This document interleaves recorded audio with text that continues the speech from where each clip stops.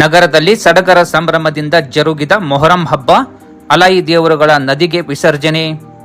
ದಿನಾಂಕ 17/7/2024 ರಾತ್ರಿ 10 ಗಂಟೆಗೆ ಬಾಗಲಕೋಟೆ ಜಿಲ್ಲೆಯ ಜಮಖಂಡಿ ನಗರದಲ್ಲಿ ಮೊಹರಂ ಹಬ್ಬದ ನಿಮಿತ್ತ ಕಳೆದ 5 ದಿನಗಳಿಂದ ಪ್ರತಿಷ್ಠಾಪಿಸಿದ ಅಲಾಯಿ ದೇವರುಗಳನ್ನು ಬುಧವಾರ ರಾತ್ರಿ ಸಂಭ್ರಮದಿಂದ ಅಪ್ಪ ಸಾಹೇಬ್ ಬಾವಿಯಲ್ಲಿ ವಿಸರ್ಜನೆ ಮಾಡಲಾಯಿತು.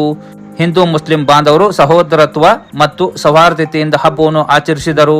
ನಗರದ ಮೋಮಿನ್ ಗಲ್ಲಿಯಿಂದ ಅಲಾಯಿ ದೇವರುಗಳ ಮೆರವಣಿಗೆ ಪ್ರಾರಂಭವಾಗಿ ಬಾಕ್ಷೆ ಗಲ್ಲಿ ಸೇರಿದಂತೆ ನಗರದ ಪ್ರಮುಖ ರಸ್ತೆಯಲ್ಲಿ ಸಂಚರಿಸಿ ಹನುಮಾನ ದೇವಸ್ಥಾನದ ಹತ್ತಿರ ಬಂದ ನಂತರ ಭಕ್ತರು ಅಲಾಯಿ ದೇವರಿಗೆ ಉತ್ತತ್ತಿ ಹಾಗೂ ಖಾರಿಕವನ್ನು ಎಸೆದು ಸಕ್ಕರೆ ನೈವೇದ್ಯ, ಹೂವಿನ ಹಾರ, ಬಟ್ಟೆ ಅರ್ಪಿಸಿದರು.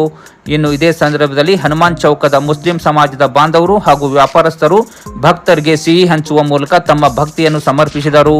ತದನಂತರ ಅಲಾಯಿ ದೇವರುಗಳು ಕಿರಾಣಾ ಬಜಾರ್, ಪೋಸ್ಟ್ ಚೌಕ್, ಟಾಕೀಸ್ ಚೌಕ್ ಮೂಲಕ ಸಾಗಿ ಅಪ್ಪ ಸಾಹೇಬ್ ಬಾವಿಯಲ್ಲಿ ವಿಸರ್ಜನೆ ಮಾಡಲಾಯಿತು.